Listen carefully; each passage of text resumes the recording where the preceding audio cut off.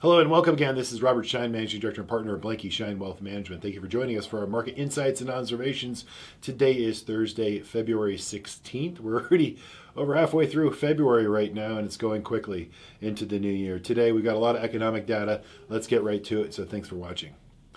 So our three topics of the day, and again, the reason why we're talking about the topics are essentially what we're paying attention to at Blanke Schein Wealth Management, how we position our client portfolios accordingly, either ahead of economic data or as a result of, because the markets are taking notice. In fact, typically the two or three items that I discuss on a biweekly basis here from our studio in Palm Desert are items that move markets. And so markets are paying attention to, we should as well. So today, again, a couple key consumer information from the economy were reported. The wholesale prices, and they're up. Consumer debt is rising, and that's all putting pressure on ultimately the Federal Reserve's job. And then we'll talk about tomorrow. I'll be a guest on Fox Business. But let's get to the economic data. First off, the U.S. Jobless Claims this morning, they're not budging. It's just showing that they're really a hot, stable job market in the U.S. economy right now.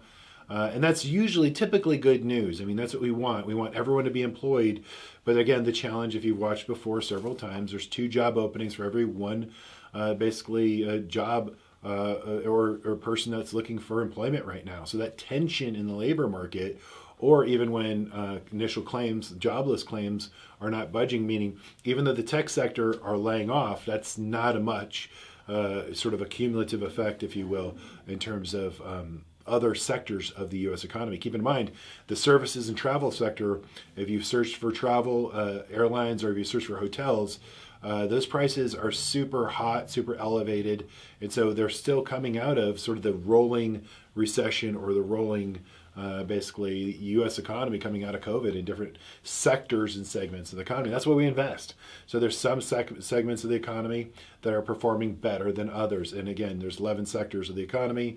And some of them do better on a calendar or even rolling 12-month period than others. And that's essentially the stability and the ability of the U.S. economy of being so diverse, if you will, by having all those sectors. But right now, even though we're seeing signs of job openings, or layoffs in the tech sector, that still has yet to spill over into the U.S. economy. But there are signs that it's getting more of a difficult process for the Federal Reserve, because if you see wholesale prices for the month of January rose 0.7%, which is more than expectations, and it's fueling the increase or more rate hikes. In fact, we saw yields jump all across the board, all the yield curve today, from the 2s, 5s, 10s, and 30s. So yields are up as a result, and that's just indicating higher interest rates for longer is essentially going to be the theme. Now, the consumer debt this isn't an incredible statistic right now.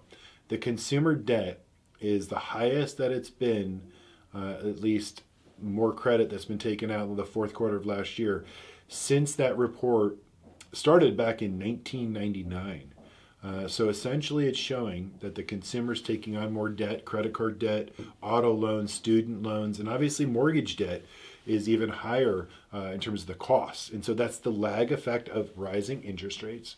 And it's really going to slow the economy by way of paying more in credit cards, paying more for autos, paying more for even the simple mortgage, right? If you go purchase a mortgage right now, or purchase a new home and get a mortgage, we're about 400 basis points higher than we were about a year, even a year and a half ago, if you will. So there's also a sign that the consumer, these higher costs of everything, especially sort of the cost to carry, the cost of credit, is weighing on, and we're seeing signs of increased delinquencies on the consumer debt right now. And that's a concern. So what's going to happen is the consumer is going to feel this. They're going to slow down.